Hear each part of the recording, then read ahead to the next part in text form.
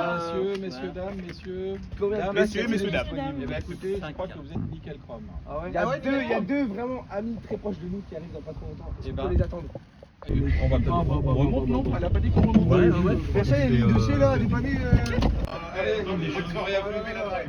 La ville de Lannion soutient ce projet parce que voilà, c'est un public, nous on est le service jeunesse 15-25 ans de la ville de Lannion et en fait le public qu'on trouve en rue c'est le public avec lequel on peut travailler tous les jours, donc il y a notamment pas mal d'étudiants, il y a aussi des jeunes travailleurs, il y a des jeunes aussi qui sont dans les quartiers prioritaires de la ville de Lannion.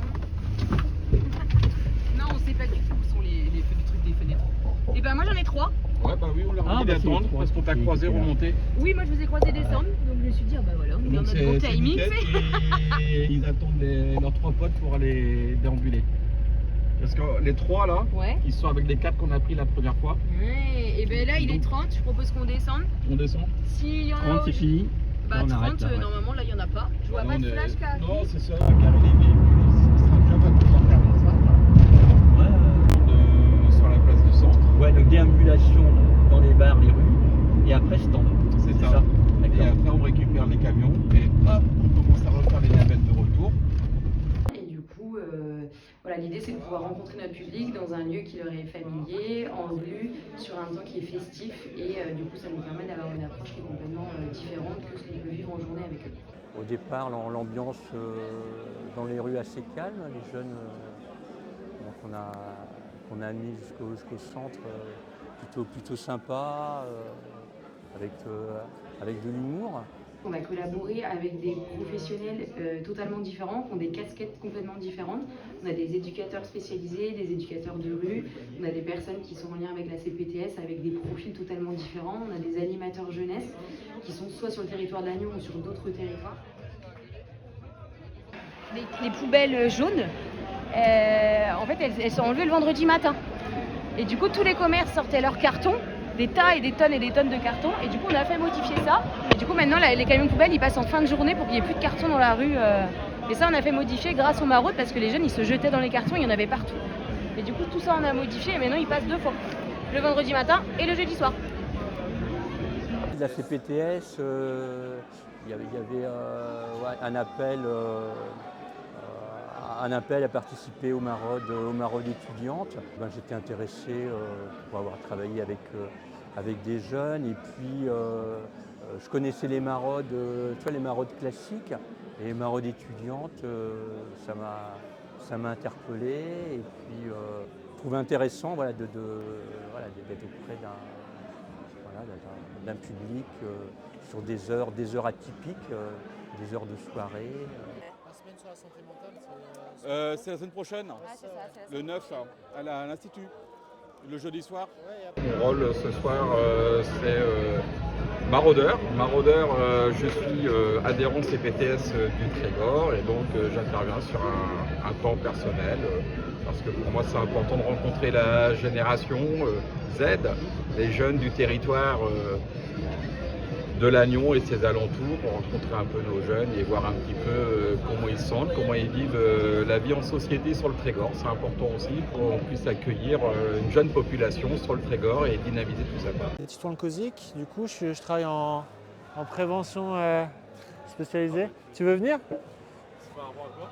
Là en fait on fait de la prévention spécialisée. Du coup on parle de sujets comme la drogue, l'alcool, c'est quoi ta relation à la drogue, l'alcool, la sexualité. Ouais, avec le copain, non, c'est génial de mettre de la prévention dans les villes à Lannion. C'est cool, franchement c'est super. Ouais. Le collectif qu'il y avait ça dans les rues à Lannion, nous on vient de Rennes. Ouais. On n'avait pas forcément de boîte comme ça à Rennes, mais plus axé sur la drogue. Et c'est cool. C'est cool franchement de voir ça dans les petites villes, de la prévention à même la rue. Les préventions primaires par rapport à la jeunesse aujourd'hui, les communautaristes, le respect entre les jeunes, le respect entre hommes-femmes, femmes-hommes et tous différents genres. Les communautaristes font toujours attention au niveau de prévention sur tout ce qui est sexe, alcool et consentement. Et en tant que professionnel de santé, et je suis également en plus sensibilisé à ça parce que j'accompagne un institut de formation pour des futurs soignants. Mais les jeunes, c'est important aussi qu'ils puissent s'éclater tant qu'ils sont jeunes. La réaction des étudiants, ils nous attendent, ils sont contents de nous voir. Chaque Marolles, c'est des têtes différentes, donc des orientations professionnelles différentes aussi. Et ça, c'est intéressant pour eux comme pour nous. Dès qu'on les rejoint à l'IUT dans le bus, déjà ils ont plus de contact, ils sont contents de nous voir, ils sont rassurés de nous voir. Ils savent qu'ils n'ont pas de risque inutile à prendre, en l'occurrence le volant avec un peu d'alcool ou autre chose.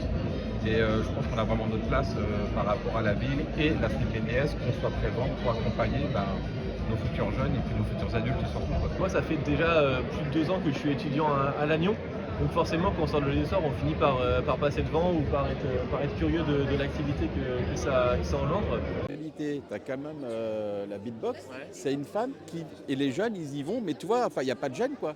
Il y a une certaine aisance. Ouais, depuis le début, ça j'ai remarqué. Ça, c'est incroyable. Moi, je regardais Charlotte tout à l'heure, je lui ai dit, mais attends, alors toi, déjà, tu es super à l'aise, mais eux, ils sont dans le contact et dans la prévention, ils connaissent, ok, tac, ils sont là. L'outil le plus utile, c'était l'éthylotest parce que forcément, parmi les différents outils distribués, c'est celui qui va se servir le plus directement et le plus rapidement. Et autant. L'habitude. Non, alors pour moi, c'est pas que l'habitude, c'est un métier aussi. Tu vois ça, ils connaissaient déjà parce que dans les lycées, ça leur avait déjà été communiqué. L'alcool, ça peut entraîner derrière la drogue.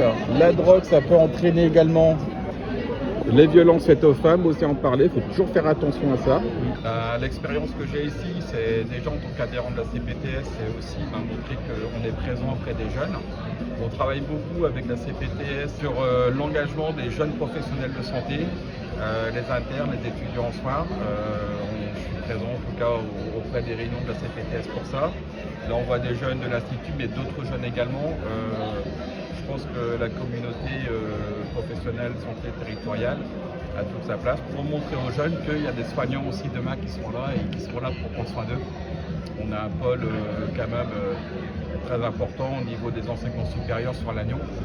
On n'a pas que l'école de santé, on a autre chose. Et puis si on veut garder nos futurs ingénieurs, nos futurs techniciens, nos futurs manips à tout niveau, la CPTS est là pour accompagner parce qu'il y a une qualité de soins aussi qui est importante au niveau de l'offre de soins sur le territoire.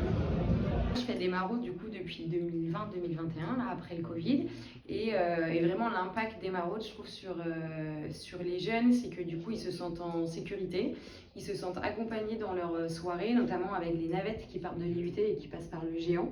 Ça leur permet de ne pas rentrer à pied tout seul dans le noir parce qu'on n'a pas d'éclairage public.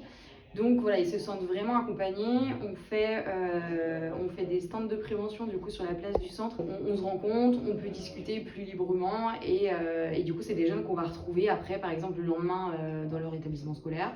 Ou c'est des jeunes qui peuvent venir dans nos structures librement et qui se souviennent de nous. Donc voilà, c'est un autre contexte qui est complètement différent, mais qui amène du coup d'autres discussions. Je pense pour moi, le petit message à faire passer aux étudiants lié à ce dispositif, c'est qu'en fait c'est vraiment important de prendre soin de soi. Et du coup de faire toujours attention dans le cadre festif de sa consommation. Pour rentrer, si on peut bénéficier des navettes gratuites, c'est encore mieux, du coup parce que la sécurité routière est aussi importante. Et de se dire que voilà, on peut faire la fête, mais modérément, toujours en ayant conscience des impacts que ça peut avoir, en ayant conscience de sa consommation, en faisant attention aux autres. 9 hommes et 3 femmes. On est d'accord, il n'y a pas eu d'arrêt à l'IUT? Au géant? Non. Moi j'aurais dit 5-6. Ah ouais? Ouais, quand même. 5. Toi, t'es à 5, toi? Ouais, moi je suis un peu comme toi. Tu peux mettre au milieu? Dans ces eaux-là.